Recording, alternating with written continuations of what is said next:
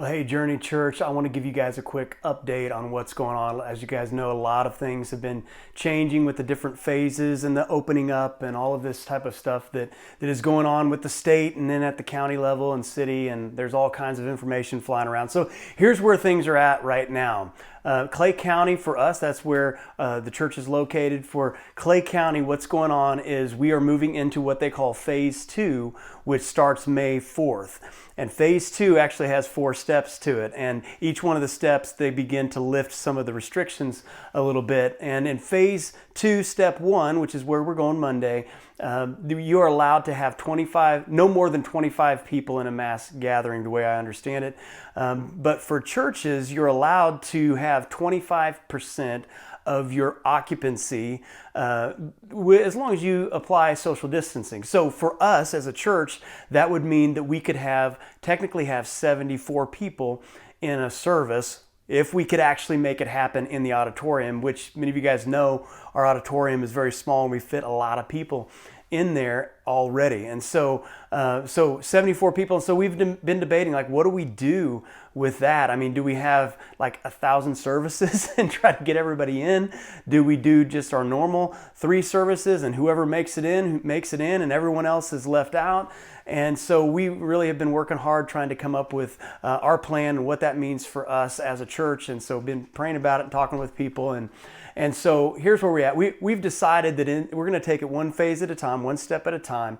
And right now, which I believe this phase lasts through the end of May, that we're not going to have a regular church service because it wouldn't work anyway, because we can't make it work in that scenario with those restrictions on us. We just wouldn't be able to make it work. And so that's disappointing, because I know that a lot of us, we really want to get together. And when we hear the words like, hey, everybody's opening up and they're letting churches do it, it's just not that simple. There's so many different layers to the restrictions that are put on us. And so even as we look to the next phases, as they open up 50% capacity, it still becomes a problem because of our limited space. And so we're trying to have a patient, long-term look at this, and I know it's really hard, but what we do want to do is we do want to move forward however we can. And so we know one of the hardest things during this time is not so much even having online services or worshiping from home, it's really the disconnection.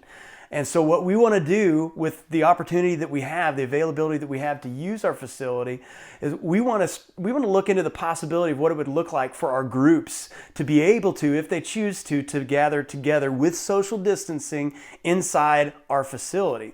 And so we're exploring that idea. And in fact, we're going to run some test runs this next week, setting up all the social distancing, just trying to see how it would all work. Because we just imagine, like, what if we could have multiple nights a week where our groups could actually see each other face to face, and what if we could connect in that way, even if we can't gather all at the same time or in a few services even. And so what we want to do is we want to move the ball forward just a little bit down the field if we can. And so we're looking into that. Want to keep you guys updated on that's where we're going right now. We may be able to have some team gatherings there, like with specific ministries, if we can plan it out right. We're still working out all the details, like what happens with kids, how do we do that, all of those details we're working on. But I just want to let you guys know that. And as I'm wrapping up here, I want to understand something. I want you guys to understand something. I know that some people, with a decision like this, we're going to be moving way too slow. And for other people, we're going to be moving way too fast. And so what I want just to remind you of is to continue to give one another grace and space. Continue to show love, even if someone isn't exactly on the same page as where you are, and continue to love people during this time. Satan's plan is he's going to try to divide and conquer, and I'm just telling you that doesn't work at Journey Church. So just continue to give us grace and pray for us as we're making these difficult decisions. Pray for the wisdom of God. I just wanted to let you guys know it's an honor to be able to lead you guys through this time. Our team has been doing amazing. We're so happy to be able to serve you, and hopefully soon, maybe even in a limited capacity, we'll be able to see a lot of you face to face in these group gatherings. So thank you guys for taking the time to watch. That's what's happening now. We'll take it one step at a time, literally, as we walk through these phases and steps and return back to normal.